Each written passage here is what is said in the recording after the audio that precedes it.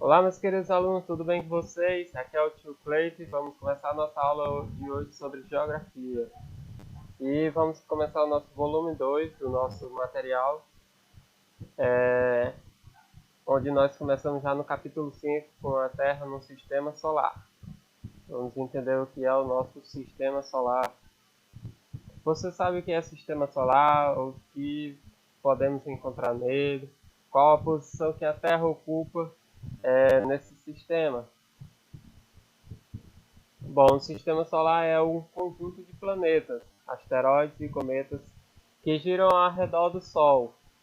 Cada um se mantém em sua respectiva órbita em virtude da intensa força gravitacional exercida pelo astro, que possui massa muito maior que de qualquer outro planeta. Vamos entender aqui um pouco melhor sobre o que nós acabamos de ler aqui.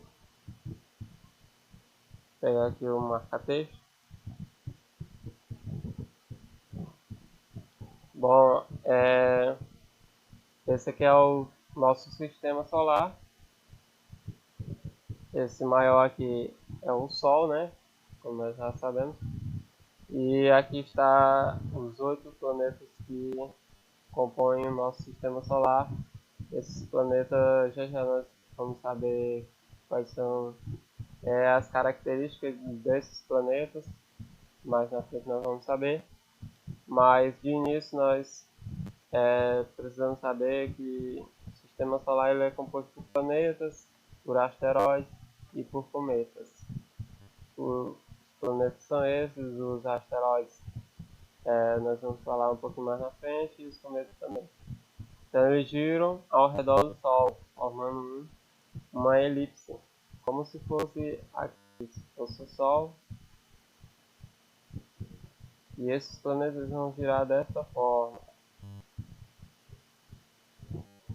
Tá muito redondo não, mas cada órbita dessa aqui fica um planeta, por exemplo, aqui fica o planeta Mercúrio, aqui Vênus, e nessa terceira órbita vai ficar o nosso querido planeta Terra, onde nós temos, onde nós moramos, né? Então cada um se mantém em sua respectiva órbita em virtude da intensa força gravitacional, a força gravitacional exercida pelo astro, que é o Sol. Então o Sol ele tem uma força gravitacional que vai manter esses planetas próximos, né? Então por isso que esses planetas ficam em órbita próximos do Sol, por causa da força gravitacional que o Sol possui por sua massa ser muito maior, né? Então ele consegue atrair esses outros planetas para a sua órbita. Vamos aqui, o Sol não está exatamente no centro dessas órbitas, como pode-se ver na figura abaixo. A razão pela qual os planetas podem encontrar-se às vezes mais próximos ou mais distantes do astro. Ó, aqui é o Sol, ele não está praticamente no meio, né, das elipses. Portanto, ao longo do ano, os planetas vão girando e vão ficando em distâncias diferentes em relação ao Sol. Por exemplo, a Terra, ela vai, em determinado período do ano, ela vai estar mais próxima do Sol e outro período ela vai estar mais longe do Sol. Então, essas órbitas elípticas dos planetas do Sistema Solar. Começaremos falando do Sol. Sol, Sol, meu amigo Sol. É a estrela que envia energia e mantém aquecida a superfície da Terra. É uma estrela pequena que está a 149 milhões de quilômetros da Terra. Ele é formado principalmente por hidrogênio e hélio que, através da fusão e da fissão nuclear, produz energia que é enviada para a Terra. O Sol apresenta um movimento de rotação e, ao mesmo tempo, arrasta os seus planetas numa órbita em torno da Via Láctea, a galáxia da qual pertence. Legal! Depois do Sol, temos os planetas, que são corpos celestes sem luz que orbitam ao redor do Sol. Para você conhecer a sequência dos planetas, lembra dessa frase aqui, ó. Minha avó tem muitas joias, só uma é necessária.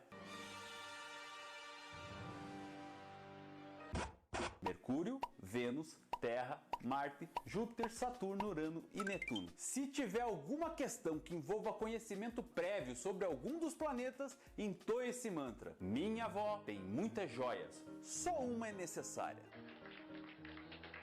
Esses planetas em que eu falei são divididos em duas categorias. Os planetas terrestres, que têm a composição parecida com a da Terra. Rocha, magma no interior, tamanho reduzido e poucos satélites. E eles são Mercúrio, Vênus, Terra e Marte. Destes, Mercúrio e Marte são menores do que Vênus e Terra, que têm diâmetros semelhantes. Só Terra e Marte têm satélites. A Terra tem a Lua e Marte tem Deimos e Phobos. Só a Terra tem água em estado líquido, de maneira que possa abrigar vida. Além dos terrestres, temos também os planetas jupiterianos.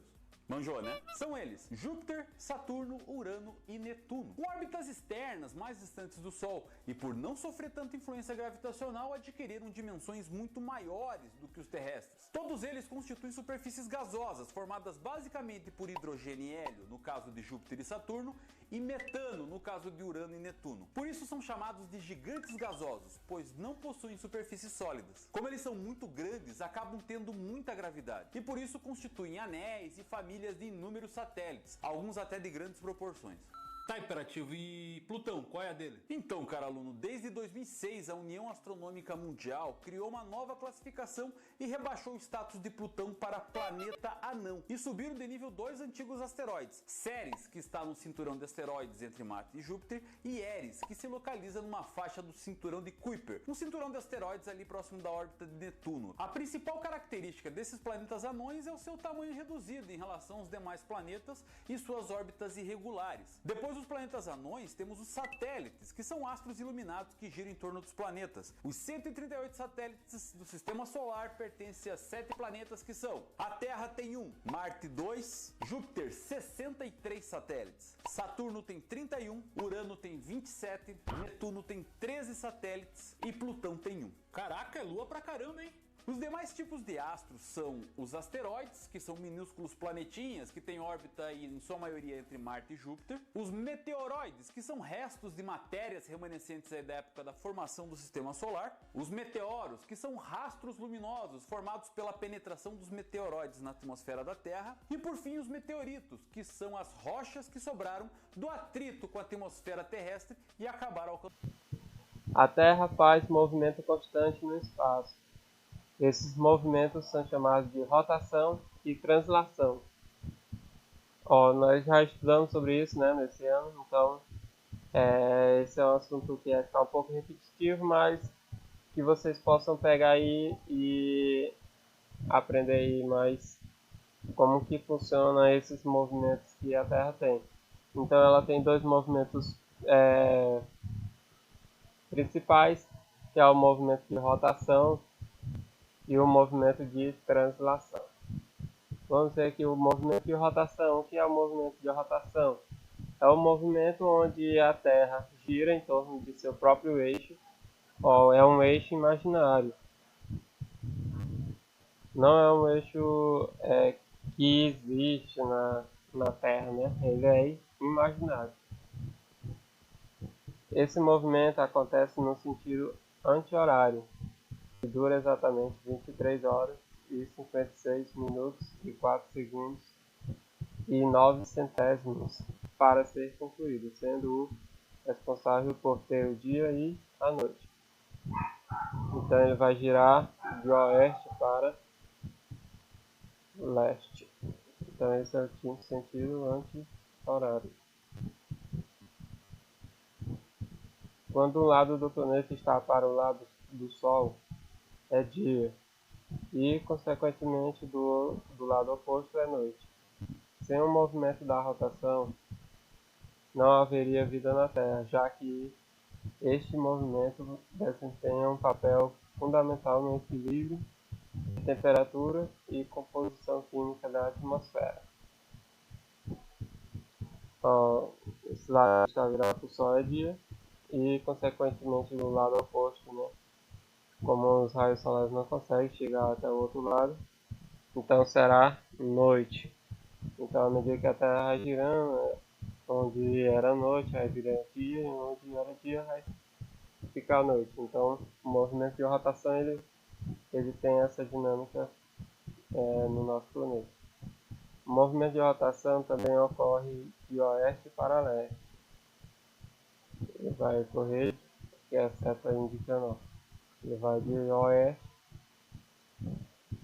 para leste. Portanto, o leste ele recebe a luz solar primeiro, né? O amanhecer do dia mais, o sol aparece primeiro na região leste. Então, vamos citar aqui um exemplo do Brasil e o Japão, né? Que estão no fuso horário de exatamente 12 horas. Então, deste modo, quando no Japão são 6 da manhã, no Brasil é 6 da tarde. Enquanto no Japão eles estão amanhecendo o dia, nós aqui no Brasil estamos chegando no início da noite. Né? Agora vamos para o movimento de translação. O que é o movimento de translação? É um movimento é aquele que o planeta Terra realiza ao redor do Sol junto com os outros planetas. O tempo necessário para completar uma volta ao redor do Sol é de 365 dias, 5 horas e cerca de 48 minutos e ocorre numa velocidade média de 107.000 km por hora. Então, está aqui, acontece em 23 horas, 56 minutos e 4 segundos. Então, aqui está fazendo um movimento de rotação e ao mesmo tempo ela vai fazer esse movimento aqui que é o de translação, que ela vai girando em torno do Sol no nosso elipse. Então ela vai durar 365 dias para fazer uma volta completa e 6 horas. Isso nós chamamos de ano. Vamos ver aqui na frente. O tempo que o planeta leva para dar uma volta completa ao redor do Sol é chamado ano. O ano civil, aceito por convenção, tem 365 dias. Como o ano sideral ou o tempo concreto do movimento de translação é de 365 dias e 6 horas, a cada 4 anos temos um ano de 366 dias. Quer dizer o quê? Que nós vamos ter um dia a mais, né? E que esse dia é acrescentado no mês de fevereiro, que é o dia 29 de fevereiro.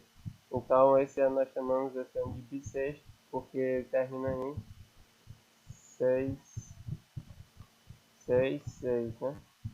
Então, nós chamamos esse ano de bissexto.